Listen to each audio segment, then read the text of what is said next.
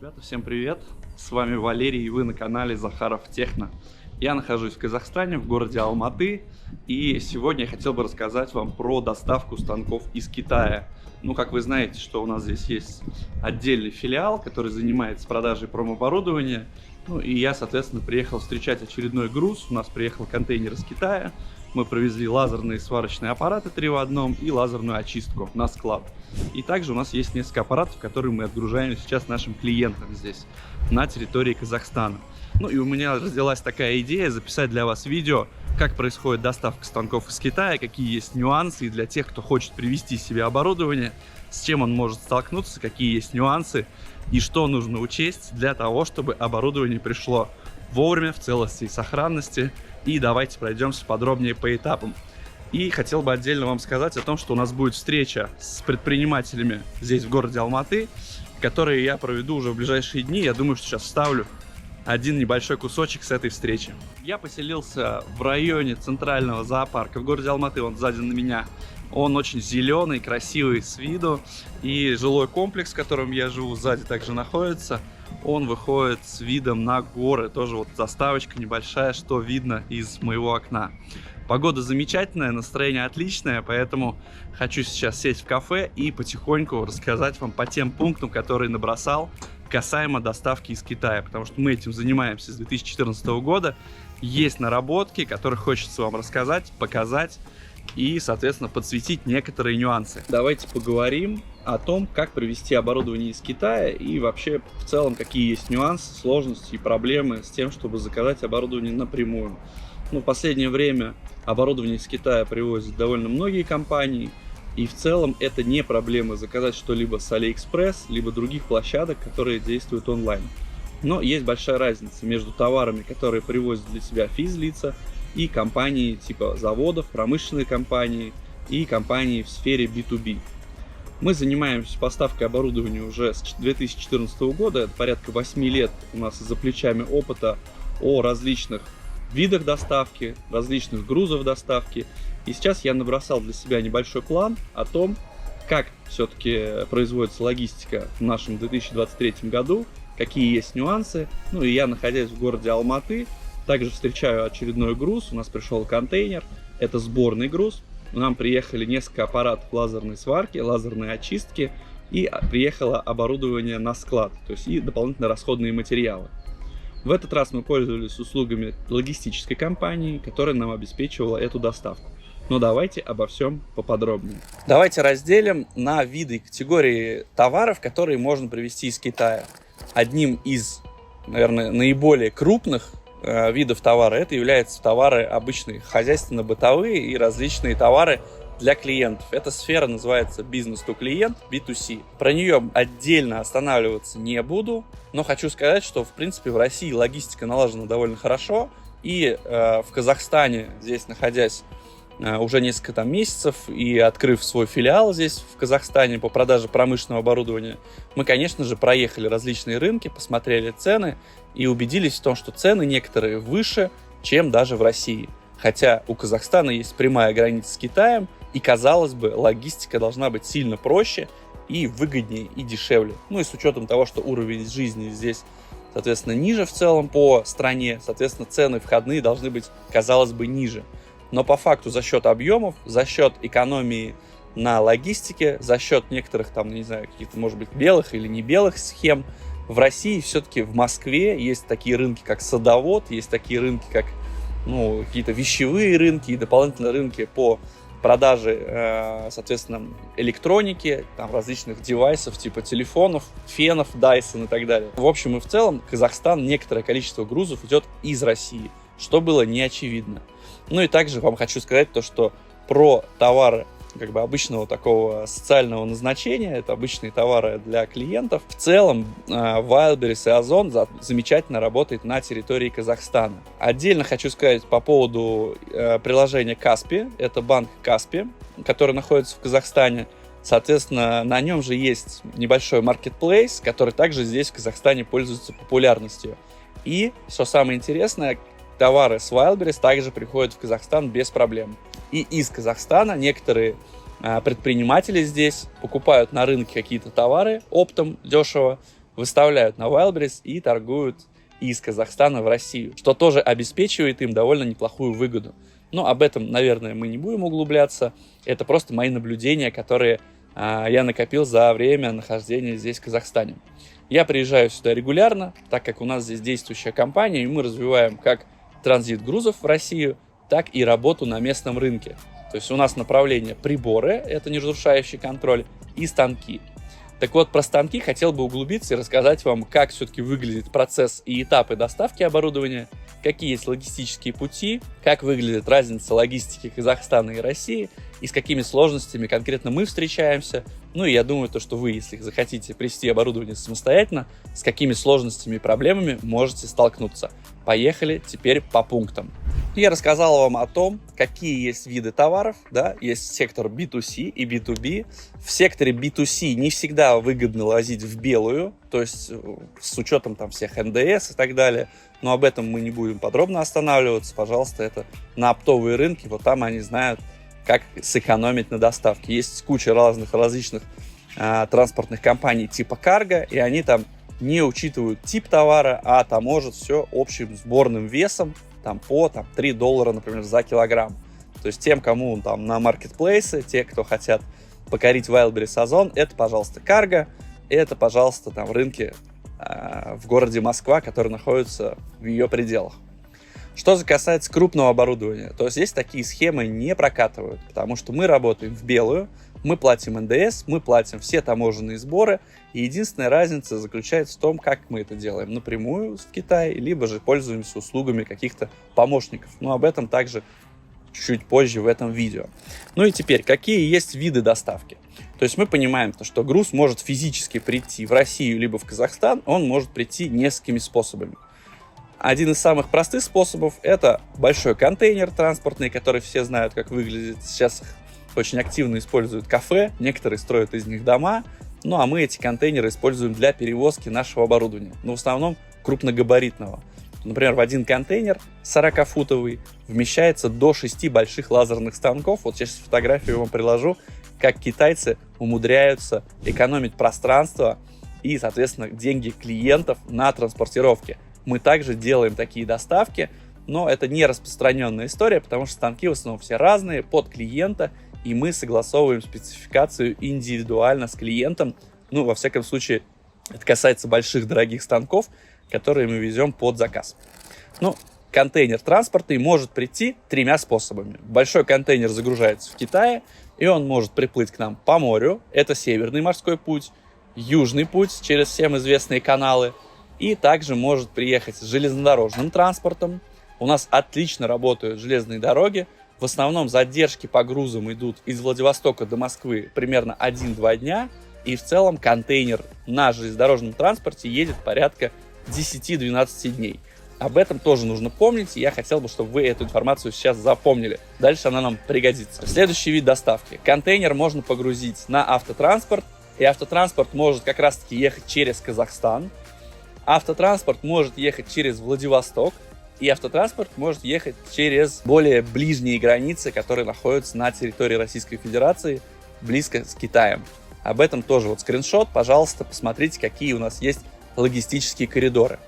Ну, автотранспорт — это довольно рисковая история, потому что автомобиль может зимой там застрять, перевернуться, попасть в аварию. Ну и так как в России довольно суровые зимы, тем более там на восточной части России, поэтому оборудование также подвергается определенному риску того, что оно будет заморожено. И обеспечить специальные режимы транспортировки не получается. И, соответственно, автотранспорт как таковой, он может быть неудобен. Я понимаю, что сейчас может быть вопрос по поводу того, что и в железнодорожном транспорте этот контейнер также едет зимой и также может несколько дней стоять. Но так как мы понимаем, какое оборудование мы везем, мы, соответственно, учитываем именно погодные вот эти характеристики, когда его транспортируем. Следующий вид доставки – это сборный груз. Когда у вас груз не претендует на то, чтобы занять весь контейнер целиком, вы собираете команду, и, соответственно, в один контейнер этот груз может быть упакован. То есть это в основном он измеряется палетным бортом. Вот у меня сейчас стол также деревянный, здесь он сделан практически из палет. Палета — это стандартная, либо европейский стандарт, либо стандарт, соответственно, там какой-то общемировой. на нее вмещается какое-то количество груза и, соответственно, считаются квадратными метрами либо килограммами. Ну, считается и объем, и килограммы. Вот на данный текущий момент нам пришло оборудование, в котором у нас было 2 деревянных ящика, и помимо них были другие там коробки, какие-то детали, запчасти и так далее. У нас в одном контейнере было порядка 9 разных компаний, которые следили, отслеживали свои грузы, и мы приехали на выгрузку контейнера. Соответственно, это было связано с определенными сложностями, потому что контейнер приехал на склад временного хранения. Там, соответственно, главный заказчик, у которого было больше всего грузов, сориентировался, что там была большая очередь. Мы перевезли этот контейнер на другой склад временного хранения и еще дополнительно стыковались с 9 разными компаниями, которые везли там свои грузы. Это я вам говорю о том, что возникают неочевидные проблемы в транспортировке грузов, которые мы стараемся учитывать, и мы выделяем на это дополнительных людей, дополнительное время на то, чтобы контролировать эти процессы. Ну и, соответственно, контейнер выгрузили, и мы стыковали 9 компаний, чтобы они пришли вовремя, чтобы разгрузили, чтобы посмотрели, приняли оборудование, не разбитое ли оно, есть ли какие-то внешние повреждения, проверить качество и количество. Дальше едем по моему списку. А список следующий. Как везти через Казахстан и РФ, как везти грузы. Ну, собственно, на данный текущий момент через Казахстан грузы везти не совсем выгодно, потому что в России работает довольно хорошая логистика, и сборных грузов, и контейнерных перевозок в целом. Плюс, если длинный морской путь выбираем, это дешевле, но дольше. Но также у нас были довольно-таки частые поставки одно время, когда мы именно в Санкт-Петербурге принимали контейнеры, и для нас это было очень выгодно по деньгам. Сейчас мы везем практически 80% грузов железнодорожными перевозками. Грузы доезжают до Владивостока, грузятся, соответственно, на наши российские РЖД, и приезжает до города Москва, либо до Челябинска, в зависимости от точки назначения, которая нам требуется по итогу. То есть некоторые грузы мы встречаем раньше. Вам же, соответственно, также нужно понимать, как сэкономить, во-первых, путь, время и, как следствие, деньги на транспортировке, если вы живете не вблизи Москвы. Потому что у нас есть довольно много клиентов, которые живут в Новосибирске, в Томске, в Омске, в Челябинске, Екатеринбурге, в Перми живут и так далее. И до Москвы везти просто невыгодно и неудобно. Ну и отдельно хотел бы вам сказать по поводу логистических перевозок внутри России. Они также не дешевые, и это нужно также закладывать.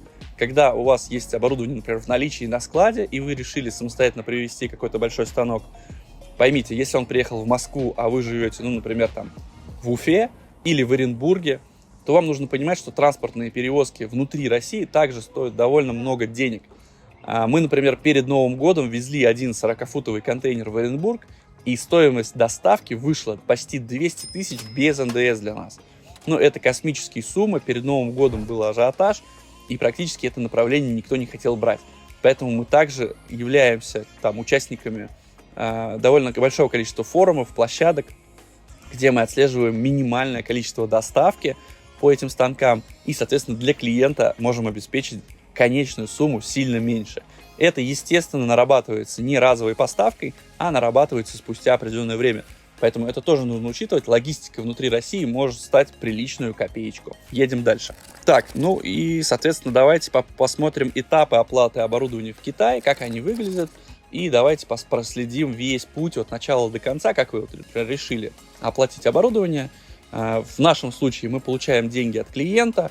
Вы, соответственно, собираете свои деньги кредитные или, соответственно, собственные на расчетном счете. У вас должен быть открыт расчетный счет рублевый. Если вы хотите оплатить за рубеж, то это должен быть расчетный счет в юанях, в долларах и в любой другой валюте, которую вы, соответственно, планируете оплатить. Китай сейчас принимает замечательно в юанях и в долларах. Соответственно, у вас должен быть открыт отдельный расчетный счет. Запоминайте, что это стоит определенных денег. Я думаю, то, что зависит от банка. Но, как показывает практика, в прошлом году наши коллеги сменили 4 банка, которые утверждали, что оплачивают без проблем в юанях. Они заплатили за полугодовое обслуживание, и ни один из этих банков не смог перевести в прошлом году эти деньги. Понятно, что это связано с санкциями, но вам нужно точно понимать, что это рисковая история, и только тот, кто ввозит много и часто, может иметь разные инструменты, разные банки, и иметь различные кошельки, рублевые, юань или доллар, и, соответственно, иметь счета в разных банках для того, чтобы не попадать на текущие условия санкций. У нас же в Казахстане здесь мы пользуемся банком РБК, либо Центркредитбанк, вот так. Центркредитбанк еще не использовали, банк РБК оплатил все без проблем. У нас есть счета рубли, юани, доллары и евро. Ну, соответственно, вы связываетесь с поставщиком в Китае. Если, например, это завод оборудования, он выставляет вам инвойс. Инвойс очень похож на счет, который вы получаете там, для оплаты для юрлица. Соответственно, в счете написаны реквизиты ваши, реквизиты поставщика, количество, качество и, соответственно, наименование, номенклатура позиций. То есть это, по сути, список оборудования, количество и цены. И дальше вам надо запросить упаковочный лист. Упаковочный лист показывает, какой вес и габариты с упаковкой и без. Опять же, станок может весить 100 кг, упаковка еще 100 кг. Итого у вас разница в доставке и в ценах может сильно отличаться. Поэтому от поставщика очень важно запросить упаковочный лист, в котором будет отражена вся информация по габаритам, потому что логистические компании считают не только по весу, но и по объему занимаемого груза. И у вас может быть плюшевые мишки весом 30 кг, но они могут занимать полконтейнера, и это тоже будет стоить денег.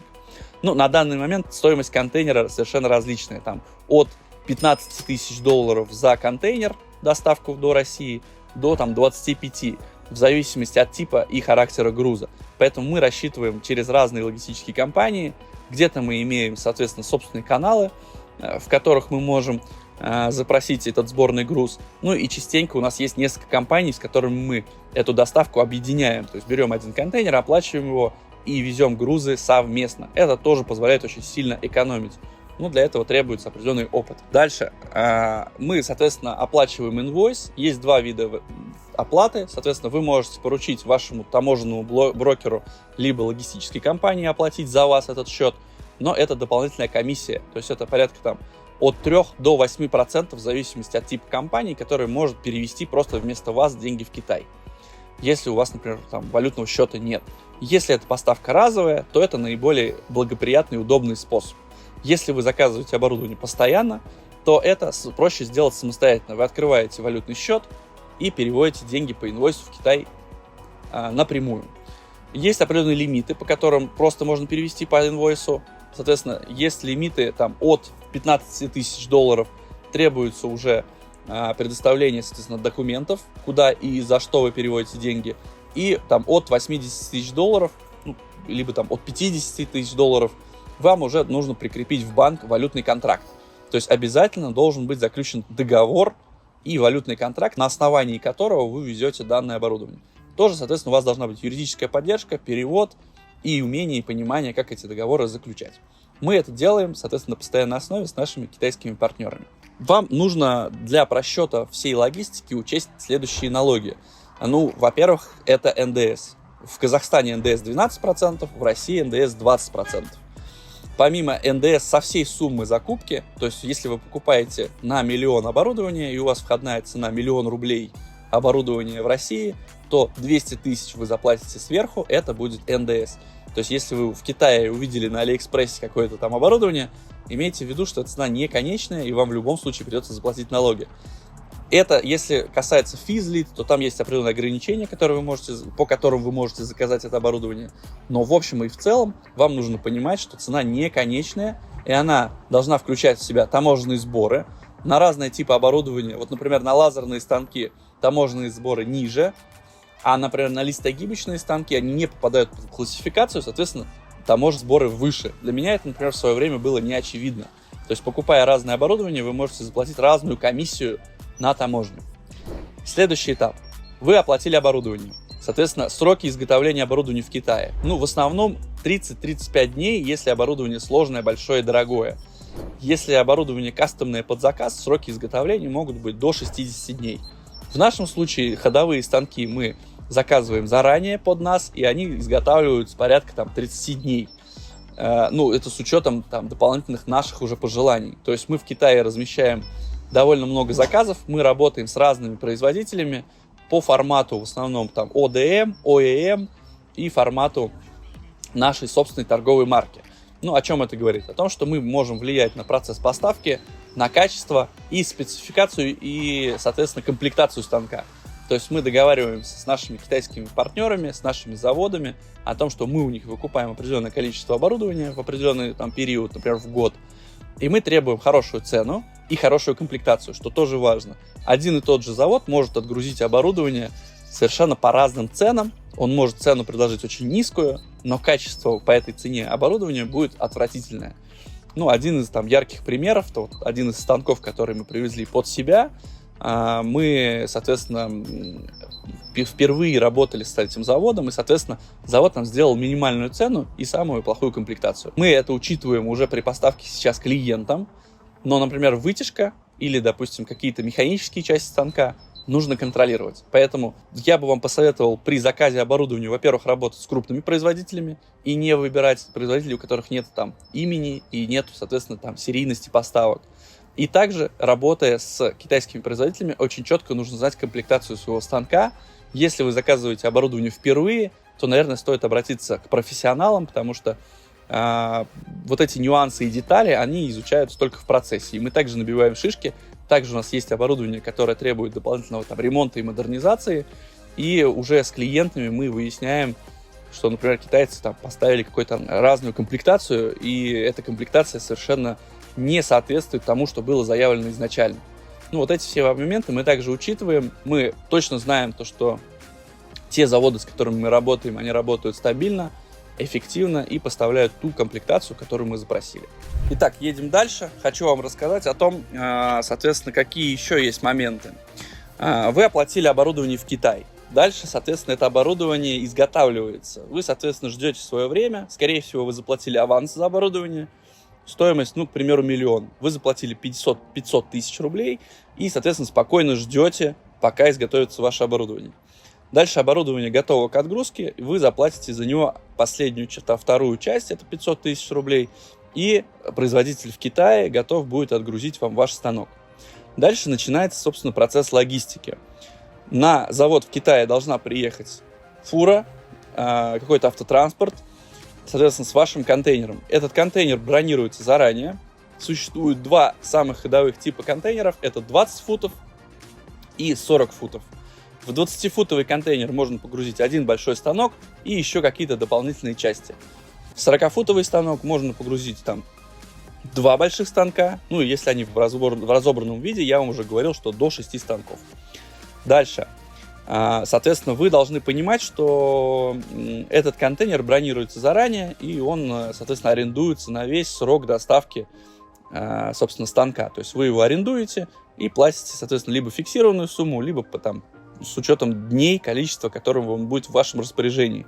Контейнеры, как правило, никто не покупает свои. Есть компании, у которых есть именно рентал контейнеров, и, соответственно, они предоставляют эти контейнеры. Дальше.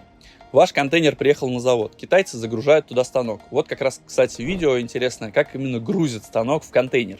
Поэтому вот в нашем случае вот эти требования и правила не были китайцами соблюдены, и наш станок, который находится у нас в демо-зале, его немножко помяли. Это не влияет на его качество и работу, но это, опять же, уровень предприятия и возможность организовывать весь процесс на 100%. Это тоже надо учесть, и вы от этого никак не застрахованы. Ну, компания, только поставщик, наверное, может вам как-то компенсировать эти издержки. Если вы оборудование покупаете напрямую сами, то это, собственно, ваша ответственность. Дальше. Оборудование погружено в контейнер, вам загрузили дополнительные какие-то части, поставили пломбу на контейнер, и, соответственно, машина поехала внутри территории Китая кататься. Это зависит от города, в котором, соответственно, вы заказали оборудование, и оно едет, соответственно, до порта. Мы работаем в основном с городом Цзинань, это чуть южнее Пекина, и у них рядом есть довольно известный морской порт. Соответственно, они везут туда до этого порта, дальше контейнер грузится на паром и благополучно, соответственно, едет в порт Владивостока. В Владивостоке оборудование выгружается в контейнере и встает на склад временного хранения для таможни. Делаются, соответственно, все таможенные платежи, оформляются документы. Если все правильно, если все хорошо, соответственно, выплачиваются все таможенные сборы, и оборудование встает на, соответственно, рельсы. На рельсах, соответственно, уже говорил вам 10-12 дней до Москвы, и вы получаете свое оборудование. Итого, по срокам 30-35 дней изготовления, где-то неделю уходит на то, чтобы это оборудование покаталось по Китаю, плюс, соответственно, паром. На паром, если есть очередь, то это тоже неделя-2. И, соответственно, может быть, там, грубо говоря, 3 недели от выезда оборудования с Китая до постановки его на ЖД-пути. Это зависит от кучи факторов. Мы пока что для себя эти факторы понимаем, но наши клиенты эти факторы не хотят понимать. Ну и правильно делают, потому что мы обеспечиваем правильные сроки доставки, а они, соответственно, заказывают у нас эту услугу. Но вот именно на этом этапе заключается вся сложность, потому что брокеры не могут назвать сроки, они не отвечают практически там за этот процесс, и этот процесс самый опасный, сложный и неконтролируемый. Как правило, 2 недели – это очень крутой срок для того, чтобы оборудование встало на ЖД-пути от завода. То есть там могут быть пробки, там могут быть ледовые какие-то заторы там зимой, там это море там может быть неспокойным, контейнер может перевернуться, сгореть, еще что-то. Ну, я вас не пугаю, но хочу сказать, что вот на этом участке происходит самое большое количество неопасных и непредвиденных ситуаций, которые, в принципе, все логистические компании никак не могут отрулить, ну, за исключением только тех, которые являются там самыми крупными, известными, ну, а, как правило, они берут самую дорогую цену. То есть за спокойствие нужно платить. Мы, соответственно, отрабатывали эти ситуации не раз, и у нас, в принципе, эти сроки, конечно же, могут отличаться, но в основном мы контролируем каждый из этих этапов и, соответственно, ведем контроль, который тоже дополнительно требует ресурсов, персонала и, соответственно, дополнительного внимания. Ну и, соответственно, когда станок уже там или контейнер встает на ЖД-пути, можно выдохнуть, потому что с 90% вероятностью он доедет, все будет хорошо, и он приедет в доступные сроки. Итого, если посчитать, то у нас получается порядка 2-2,5 месяцев от изготовления оборудования до доставки до Москвы, плюс логистика до вас. Ну, как показывает практика, если есть ажиотаж, то только машину из Москвы, например, в Оренбург можно искать порядка недели, потому что люди не соглашаются, а мы, например, не соглашаемся ввести за какие-то астрономические суммы, там, за 250 тысяч рублей ввести наш просто там контейнер до Оренбурга. Казалось бы, банальная вещь, но это также увеличивает сроки. Плюс выходные, и плюс, соответственно, если вы в пятницу что-либо заказываете, а то и в четверг или в среду, то 2 вот этих дня постоянно выпадают. Меня, как предпринимателя, конечно же, это раздражает, потому что я везу не только под клиентов оборудование, но и себе в оборудование в цех, себе на производство. Как следствие, вот эти выходные, конечно же, когда, например, люди не могут ответить, либо склад не работает, либо, соответственно, есть какие-то сложности, вот на выходные также вам прошу обратить внимание, что выпадает большая часть косяков. То есть оборудование приехало, например, в пятницу в обед, его кто-то не забрал, там его заберут только в понедельник. Как следствие, вы потеряли 4 дня. И 4 дня – это много. Наш опыт показывает, что мы довозим оборудование за где-то 40-50 дней, в зависимости от загрузки. Если же происходит какой-то коллапс, то это действительно 60-65 дней доставки оборудования до клиента уже. Поэтому мы, конечно, знаем об этих нюансах, мы держим клиентов на связи, мы показываем и рассказываем, как происходит доставка, и все, что зависит от нас, мы, соответственно, транслируем для того, чтобы было спокойствие, понимание и, соответственно, была прогнозируемая какая-то история по поводу сроков. Едем дальше. Один из вопросов, который я для себя писал. Сколько стоит слетать в Китай? Ну, по моему опыту, в 2017-2018 году мы летали несколько раз по заводам. Опять же, для выбора хорошего оборудования нужно действительно убедиться, что завод производитель. Это банальная сходу вещь, там с виду вещь, но по факту большинство, например, там оборудования, которое производится в Китае, это компании, которые либо его собирают из запчастей, и у них даже нет своих корпусов, либо это оборудование, которое просто там изготавливается под торговой маркой. Это не хорошо и не плохо. Если компания выполняет свои обязательства, то, в принципе, вот, например, там один из крупных поставщиков, например, оборудования, это компания Крас. Мы на ней присутствовали на их производстве, на их, соответственно, демо-зале, на площадке, и уже только спустя времени узнали, что они не являются там самостоятельным производителем. Это неплохо, потому что они организовывают довольно большое количество поставок по всему миру и занимаются своим делом. То есть производитель производит, а они продают. Но, как правило, сами китайцы говорят, что, понятно, что проще работать с производителями. На прошлую поездку мы потратили там вдвоем порядка 200 тысяч. Вот в текущее время, наверное, стоит закладывать 200-300 тысяч минимум на поездку в Китай. То есть, на неделю ехать бессмысленно, а чуть больше времени вы, соответственно, потребуются дополнительные расходы. Вам нужно будет оформить визу. Я вам сейчас пришлю скриншот. Сегодня я посмотрел, сколько стоит билет. Порядка там 40 тысяч в одну сторону. Ну, то есть вы 100 тысяч только на одного человека потратите просто для того, чтобы долететь до Пекина. Поэтому при, соответственно, выборе оборудования купить напрямую из Китая, либо у компании из России, нужно понимать, что эта компания тратит время и деньги на то, чтобы выбрать хорошего поставщика, договориться с ним о хорошей комплектации и цене и проконтролировать логистику по всему пути. Соответственно, также учитывайте эти расходы. Если вы хотите купить себе действительно хорошее оборудование, все-таки стоит приехать в Китай, посмотреть этот завод вживую, но имейте в виду, что для вас эта цена будет порядка 300 тысяч рублей. В общем и в целом это правильный подход. Хочешь что-то сделать, сделай это сам, но будь готов за это заплатить. Едем дальше. Так, по Китаю паром таможенный показ, выгрузка, сроки, налоги, сборы. Если вы решили, что налоги будете платить самостоятельно, то в России вам требуется открытие дополнительного счета. Это как ИИС, такой как индивидуальный расчетный счет. На него, соответственно, перекидывается сумма с запасом, с учетом всех таможенных платежей и дополнительных сборов. И вы, соответственно, в момент прохождения таможни должны иметь эту сумму на счете. Этот счет должен быть открыт, правильно заполнены все декларации, суммы указаны верно закупочные, от этих сумм считается комиссия, и вы должны вовремя ее заплатить. Несоблюдение вот этих простых правил просто увеличивает сроки. То есть на каждом из этапов у вас должна быть рука на пульсе, и вы, соответственно, тогда уменьшите сроки. Также вам это может сделать таможенный брокер. Здесь, в Казахстане, мы вот на данную текущую поставку не видим смысла этот счет открывать. Мы, соответственно, часть из этих проблем переложили на плечи таможенного брокера. Но, опять же, в процессе уже только поставок мы понимаем, что есть таможенные брокеры быстрые, оперативные, и есть ребята, которые затягивают сроки, непонятно зачем, но фактически мы все злимся, клиент злится, мы злимся как поставщик, брокер злится, что мы его подгоняем. Но по факту человеческий фактор никто не отменял, и хорошего брокера можно найти только спустя 2-3 поставки, когда есть с чем сравнить. Поэтому, да, можно аутсорсить часть проблем, но надо аутсорсить или передавать, возлагать на эти плечи правильным людям. Правильных людей также надо уметь находить. Дальше, доставка по РФ рассказал. Наладка оборудования производится, в основном нашими силами. У нас есть онлайн-чат. У нас есть замечательный, кстати, канал в Телеграме. Он называется «Технари лазерный цех». Прошу вас подписаться на него, потому что туда мы выкладываем мануалы, вакансии. Это по лазерной резке, вакансии лазерщиков. Выкладываем вопросы по сервису, новости рынка, и у нас там есть чат для того, чтобы можно было просто обсудить некоторые вопросы, в том числе касающиеся логистики этого оборудования. Подписывайтесь, и, соответственно, поехали дальше. Коммуникации рядом с оборудованием. Также в прошлых видео рассказывал и показывал, как мы открыли свою производственную площадку. Эта площадка действительно хорошая, потому что она находится рядом с базой нашего замечательного завода «Прогресс». В Самаре на этом заводе производят ракеты наши космические.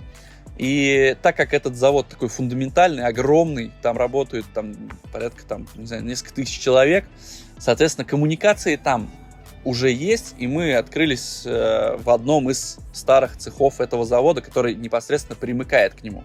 Почему я вам об этом говорю? Потому что, купив просто станок, нужно понимать, что к нему нужно подвести вытяжку. Соответственно, чиллер в основном идет в комплекте, его нужно также подключить, но чиллер нужно правильно уметь настроить.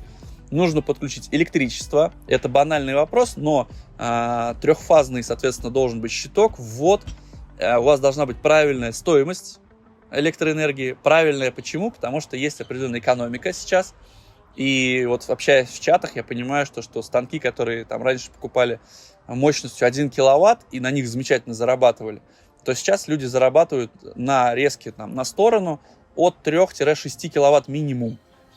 А так как станок все-таки потребляет электроэнергию, электроэнергия у нас стоит порядка 8-9 рублей за киловатт. На некоторых заводах есть 3, 4, 5 рублей за киловатт, нужно искать. В основном это старые оборудованные заводы. Если же вы решили построить цех в поле, то меньше, наверное, 8-9 рублей за киловатт у вас точно не будет. Учитывайте это в своей экономии при, собственно, запуске этого оборудования.